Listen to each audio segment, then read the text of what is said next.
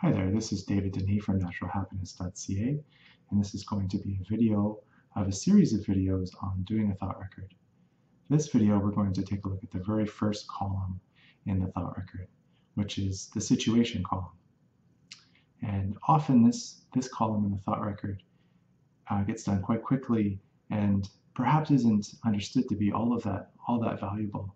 We often want to move quickly into writing down our thoughts and our emotions and getting into the content. But this first step of really describing the situation accurately is really, really important.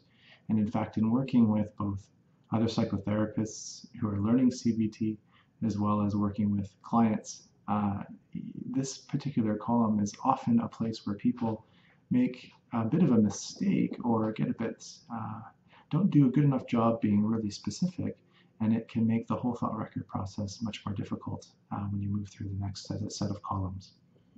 So really what you're looking to do with the situation column is to describe what happened in accurate detail. You're really looking to describe the facts of the situation and really keep the thoughts, the perceptions, the story, the narrative out of this column and really describe just what happened, simply what happened. And an example of this might be somebody who has a fight with a colleague. Perhaps the person's at work, they have a disagreement with a colleague, and that's the situation. So in the situation, you want to describe the details. What happened? Okay, so there's a fight with a colleague. You might even want to write down in this column what the colleague said. I mean, there's one moment in the disagreement or in the fight where the colleague stated something. And so that's factual. You know, so Mr. Smith said, blah, blah, blah. So you would write down the blah, blah, blah, the full sentence of what was actually said. And what you'd want to avoid is saying, describing what you were thinking in the situation. That's going to go in another column in the future. So really just keeping it to the factual. So what happened, what was said, who was there? Okay, Mr. Smith was there, I was there. Was there anybody else around? Were there other colleagues who were in the area that may have overheard? Where in the office were we sitting?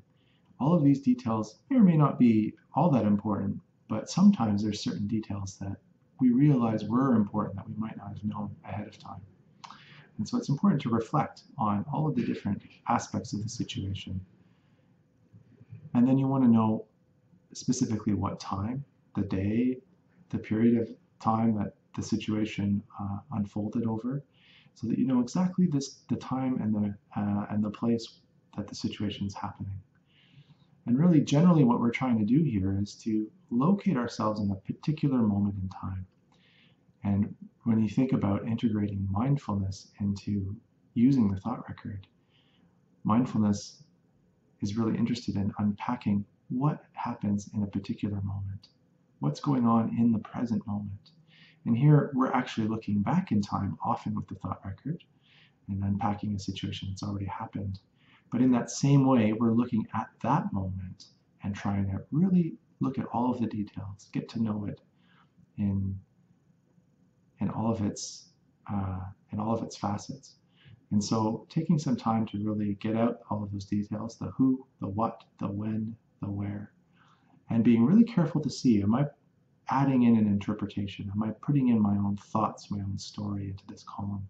This is part of the practice that comes, that is encouraged by the thought record, is to be careful about our story and our narrative and laying it down on top of the facts.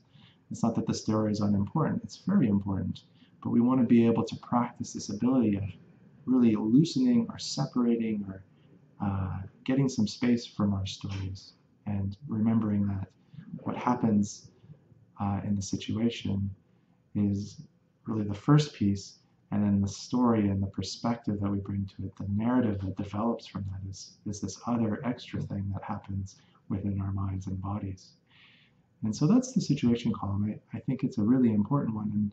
And if ever you're stuck with the thought record, go back to the situation and make sure you've described it in detail and that you're actually working with a specific moment in time.